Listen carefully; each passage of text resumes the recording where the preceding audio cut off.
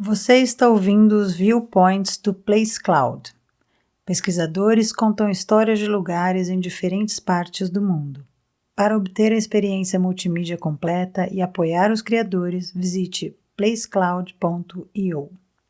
O alemão João Maurício de Nassau-Siegen alistou-se no exército holandês ainda muito jovem, aos 16 anos. Embora fosse de uma família respeitável, com ligações reais, seu pai havia gasto quase todos os seus recursos apoiando a guerra de independência dos Países Baixos contra a Espanha. Isso significava que, para Maurício, o 13º filho pouco havia restado. Seus tios e primos, parentes de sangue por parte de seu avô, cujo irmão era Guilherme, o Silencioso, eram figuras influentes nos Países Baixos.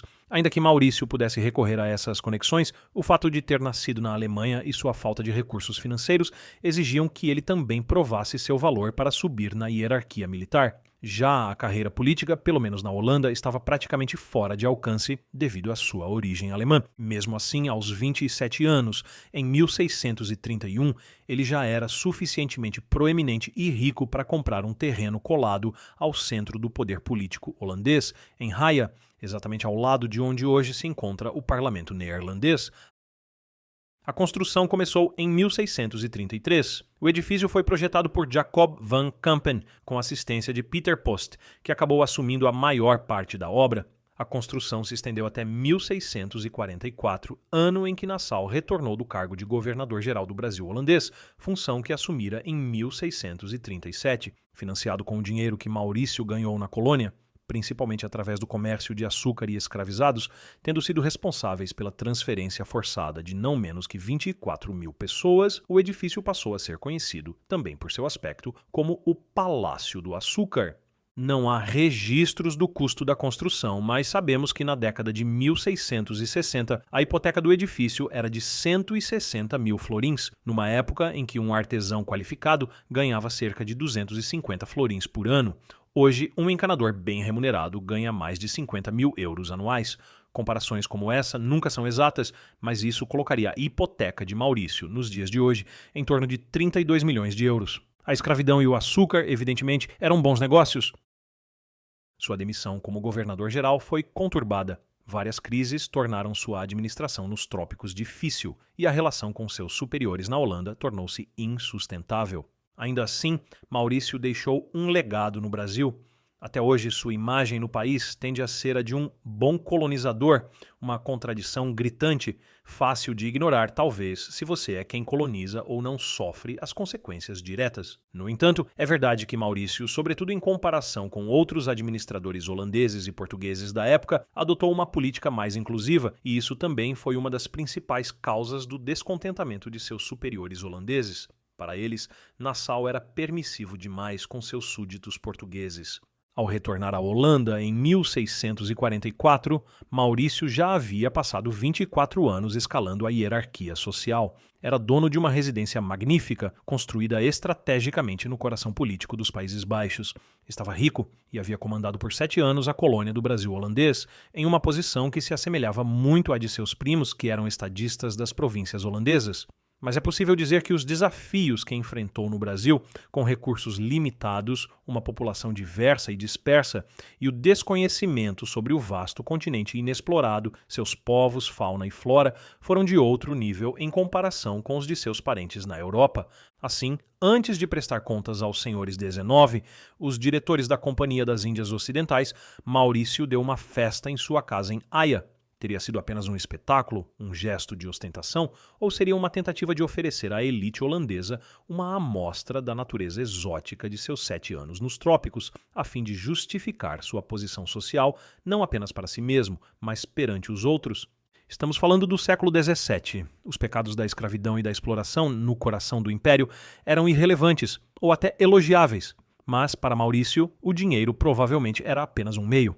Afinal, ele levou consigo pintores e cientistas ao Brasil, uma das principais razões para seu legado duradouro. Ao voltar para a Holanda, trouxe consigo 11 indígenas brasileiros para uma festa incomum no Casa de Maurício na Haia, onde agora estavam expostos muitos de seus tesouros brasileiros. O ponto alto do evento foi o seguinte: os tapuias realizaram uma dança de guerra completamente nus. Um dos convidados relatou de forma quase bem-humorada: Isso causou muitas risadas e zombarias entre as pessoas, mas a reação geral foi de choque. Aparentemente, os holandeses estavam bem com os frutos do império, contanto que não precisassem saber de onde vinham. Os indígenas que participaram do evento embarcaram voluntariamente para a Europa, ou seja, não eram escravizados por Maurício, até porque a escravidão era, em teoria, proibida na própria Holanda. Mas suas motivações e intenções foram ignoradas dentro do contexto do espetáculo. Intencionalmente ou não, foram reduzidos a peças vivas em um gabinete de curiosidades, talvez apresentados como tal, mas certamente percebidos como símbolos da suposta superioridade cultural europeia e da domesticação dos povos colonizados. Suas danças e trajes rituais foram reinterpretados para corresponder às expectativas europeias de exotismo, e os elementos culturais foram não apenas esvaziados de significado, mas completamente descontextualizados. Afinal, europeus com alguma noção dos trópicos brasileiros acreditavam que esses selvagens praticavam o canibalismo, uma crença infundada, mas reforçada por pinturas trazidas do Novo Mundo, incluindo obras de Albert Eckhout, um dos artistas levados por Maurício. Essas imagens alimentavam uma visão eurocêntrica e desumanizante do sul selvagem. A apresentação, cuidadosamente orquestrada por Maurício, ocorreu em um salão escuro, iluminado por velas, cercado por animais empalhados, artefatos indígenas e outros objetos trazidos do Brasil. Esse cenário tinha um objetivo: impressionar a elite holandesa e demonstrar sua maestria e civilização nos trópicos. Enquanto isso, as imagens produzidas por artistas como Eckhout e Frans Post perpetuavam estereótipos visuais dos povos indígenas como selvagens, reforçando uma imaginação eurocêntrica. Além de objetos inanimados e animais vivos, como araras vermelhas, Maurício também levou cocares e mantos cerimoniais à Europa, muitos deles retirados de rituais indígenas. É difícil culpar os selvagens, no caso, os próprios holandeses, por sua falta de compreensão, mas o uso desses materiais como decoração, algo que nos salta aos olhos hoje, minimizou sua importância cultural e espiritual em seus contextos naturais, transformando-os em símbolos de poder para a elite europeia.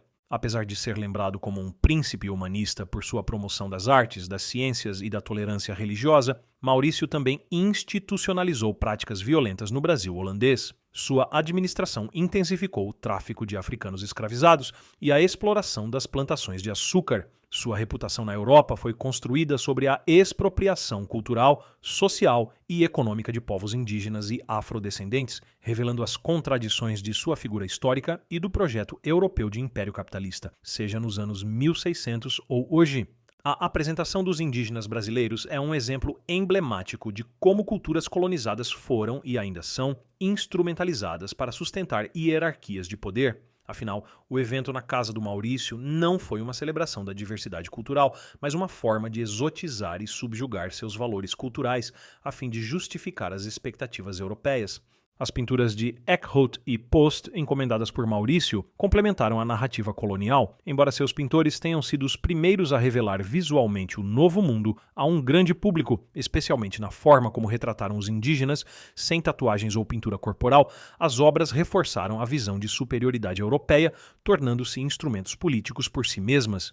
Não sabemos até que ponto Eckhout estava consciente ao decidir não retratar os indígenas com pinturas corporais ou tatuagens, mas o fato é que suas representações alinharam-se com o gosto estético europeu, quase como se fossem ilustrações científicas fornecendo uma imagem limpa e dócil desses nobres selvagens, prontos para serem civilizados ao custo de sua autonomia cultural.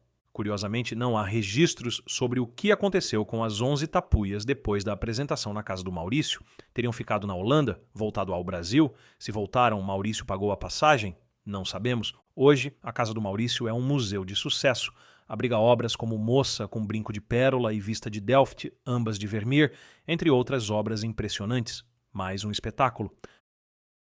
Até 2017, havia um busto de Maurício no saguão do museu, o mesmo que hoje podemos encontrar na Praça da República, no Recife. Ele foi discretamente removido em resposta ao crescente debate sobre como a Holanda deveria lidar com seu passado escravagista.